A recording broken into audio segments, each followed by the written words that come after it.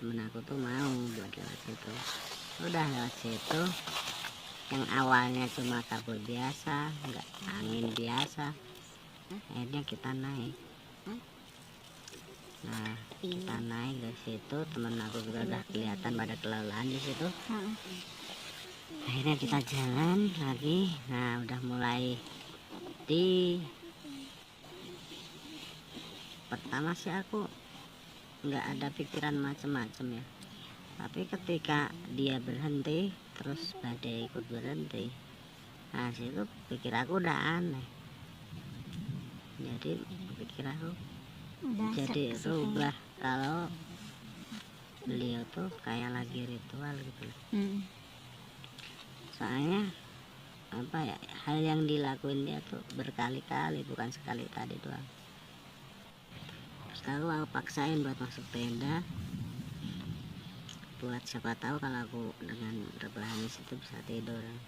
Yang cewek tuh aku tanya, kenapa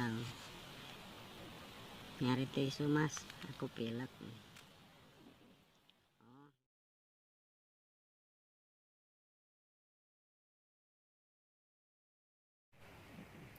Oh ya udah, ini aku kasih kan di situ selembar. Ada gitu, mau aku tawarin mau ngeteh enggak mas. Ya udah, dia tutup lagi tendanya. Terus aku ikut nutup lagi kan tenda aku juga. Aku masuk, nggak berapa lama tenda sebelah buka lagi, krek. Terus aku ikut buka lagi, nyata itu lagi. Kenapa? Itu minta tisu lagi. Ya udah bawa situ aja kalau kamu pilek kan. Udah, akhirnya diambil ke dalam. Terus aku tutup lagi. Selang nggak begitu lama kebuka lagi tuh pintu tenda, krek. Akhirnya aku ikut buka lagi. Kenapa lagi? Pengen ngeteh aku mah. Nah, tadi ditawarin nggak mau. Ya udah bentar aku bikinin. Udah, habis tahu keluar ke tenda aku bikinin. Setelah selesai bikinin, nggak lama tuh temen yang lain pada bangun. Kenapa pada ikut bangun? Lapar mas. Ya udah, akhirnya aku bikinin mie sekalian di situ. Aku bikinin mie, udah akhirnya selesai. Jam berapa ya? Jam 11 atau jam 12 itu akhirnya tidur semua. Bangun pagi, tapi sebelum bangun itu kayaknya temanku yang cewek tuh ada yang pengen pipis. Ini harus diantarin keluar. Terus sekitar kurang lebih jam 3-an pagi ya. Diantarin gitu. Udah balik lagi lah, mau tidur lagi. Terus bangun pagi. Nah bangun pagi, terus sesuai rencana kita masak-masak. Setelah masak sarapan, foto-foto, packing, turun rencananya kayak gitu. Nah, habis itu udah kita udah masak-masak, udah selesai. Mau selesai tuh temen aku yang Jogja bilang, mas bentar aku pengen ngopi di Tugu. Oh ya udah, jangan lama-lama, habis ini makan aku. Nah iya mas, udah cabut kan ke Tugu. Habis itu apa namanya, aku tungguin sampai jam 8 kok nggak turun-turun. Nah, akhirnya teman-teman aku suruh makan duluan. Aku bilang kalau mau nyariin dia. Aku naik ke Tugunya, tapi kata temen-temen, aku pas naik temen aku sampai di tenda. Padahal jalan menuju ke Tugu itu cuma satu. Tapi kenapa aku gak simpangan sama temen aku itu? Akhirnya ya udah aku nyari di Tugu nggak ada. Aku kepikiran tadi yang orang Candi Cetro kan. Terus aku ini lagi, mas udah bangun belum? Udah mas, sini ngopi. Ya udah, pulang akhirnya situ kan kopi. Nah baru mau ke situ, aku mau ngedeket ke tendanya barengan sama bapak-bapak yang jalan ke situ juga. Nah bapak masuk, aku juga masuk. Sebelum aku melangkah minta kopi, bapak-bapak itu nanya sama orang Candi Cetro itu, Mas tahu dengan pendaki yang jatuh di jurang langsung meninggal? Yang pas. Yang orang Candi Cetro langsung bilang nggak tahu pak. Terus serontak aku langsung jawab, nanya, lah emang ciri-cirinya gimana pak? Orangnya nggak pakai baju.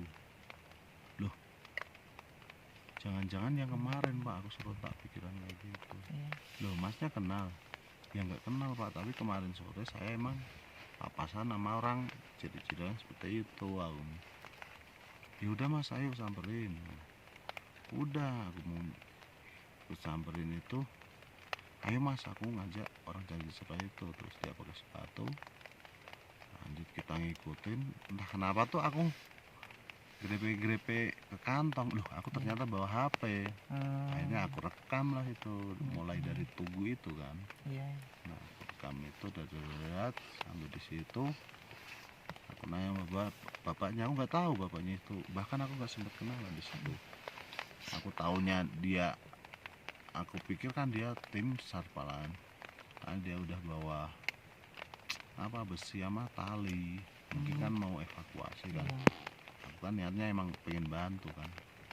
Udah aku samperin ke situ, diliatin dari atas.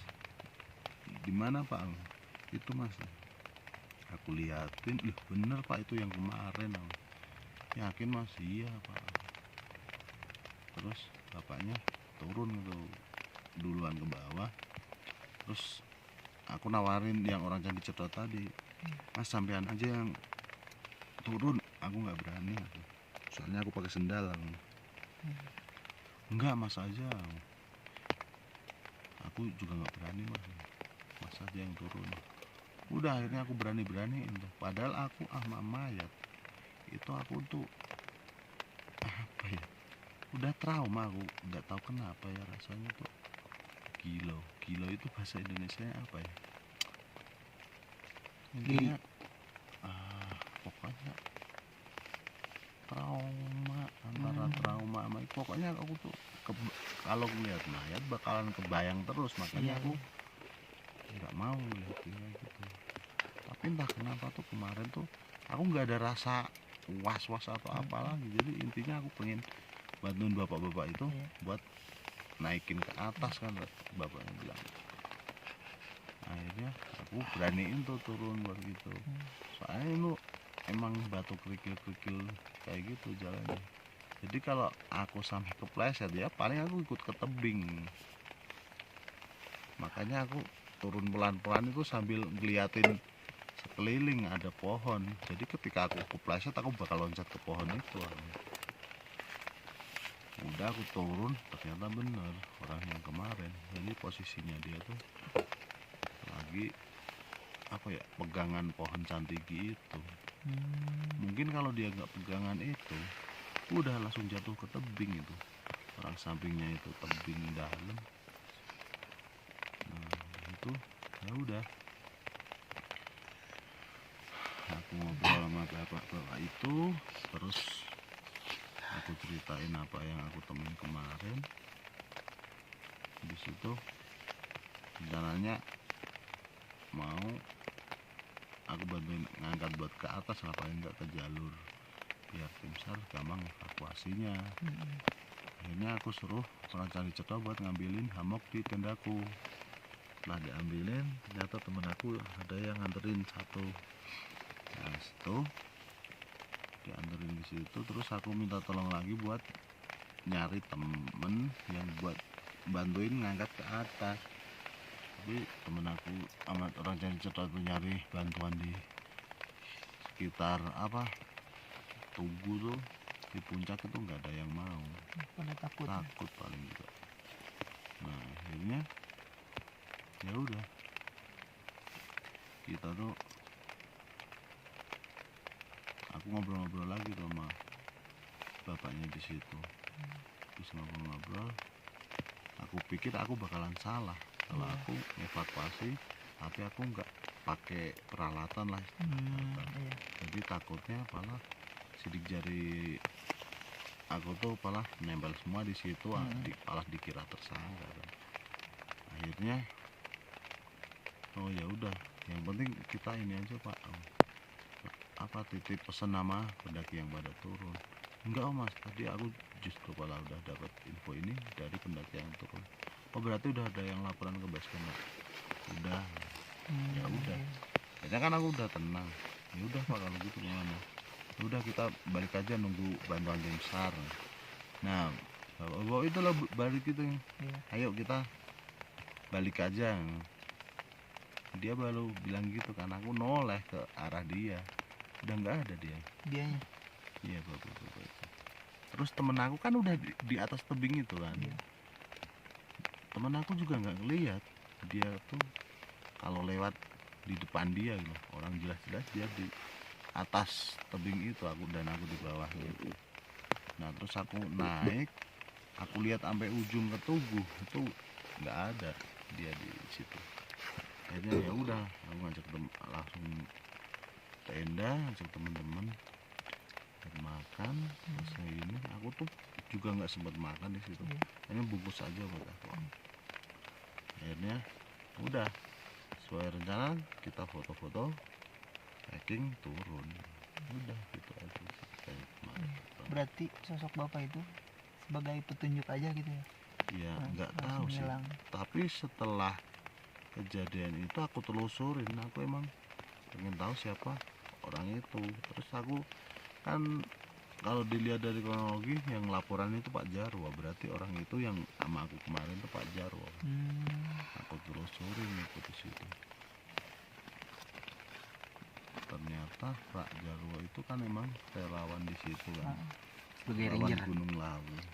Ya jadi mungkin saja ranger di situ.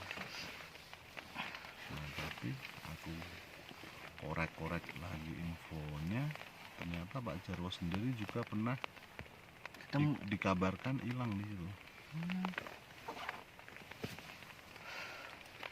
Itu beritanya, tapi belum sempat ini. Jadi aku tuh pengen apa ya, konfirmasi kasihnya sama Pak Jarwo.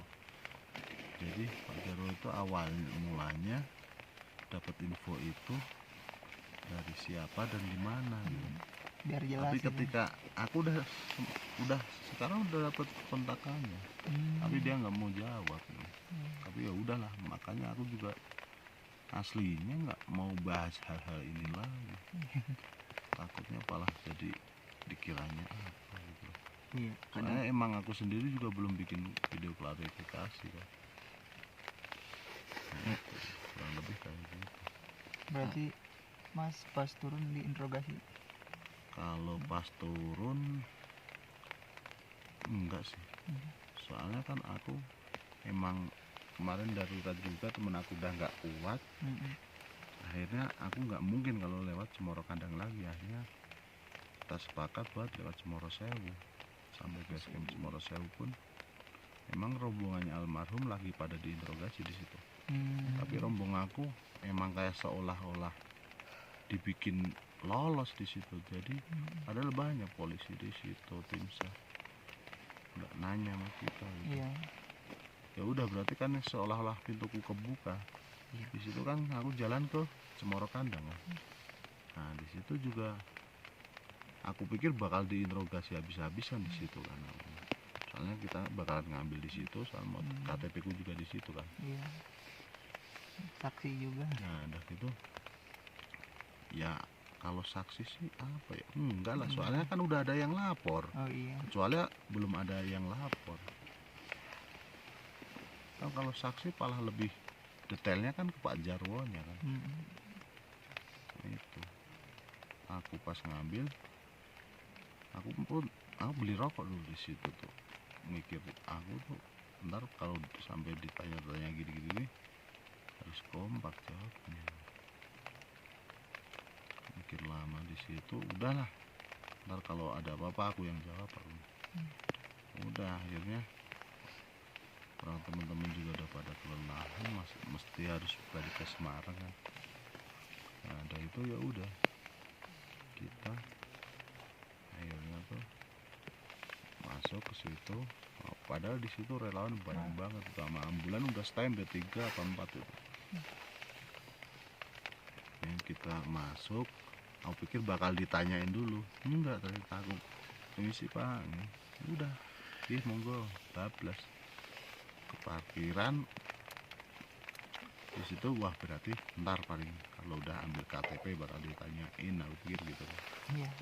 Udah lu turun ke parkiran, motor aku parkirin, langsung ke tempat regis ngambil KTP atas nama siapa pak, Samsudin. Terus udah temennya udah turun semua, udah terus tanda tangan, ada selesai, kasih KTP-nya, udah nggak ada tanya jawab lagi di situ. Udah hati-hati mas gitu loh. Ya udah langsung starter motor cabut kan dari situ. Udah gitu kurang lebih. Total itu waktu pendakian di laut berapa hari mas, sampai ya dari ngecamp ke ngecamp lagi terus evakuasi? Kalau apa ya, total pendakian kemarin ya 2 hari 2 malam ya. 3 hari 2 malam. Kalau tentang evakuasi, apa yang aku evakuasi, aku kan cuma apa ya, kebetulan di situ juga.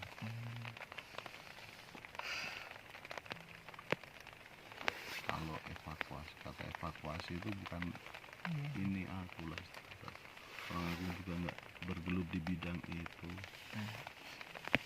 Ini juga cuma kebetulan.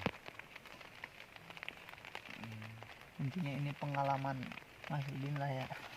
Ya mungkin ya waktu bagi aku pribadi ini jadi sejarah aku pribadi lah.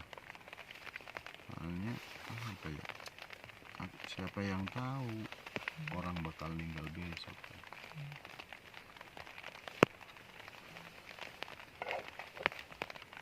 Jadi untuk pesan-pesannya ya buat para kawan-kawan, kalau misalnya mau naik ya tetap safety, jaga tim dengan baik, jangan sampai terpecah belah, apalagi sampai ada pro dan kontra. Untuk pengalaman dari Mas Udin bisa jadi kesimpulan buat teman-teman ya, biar nggak kejadian.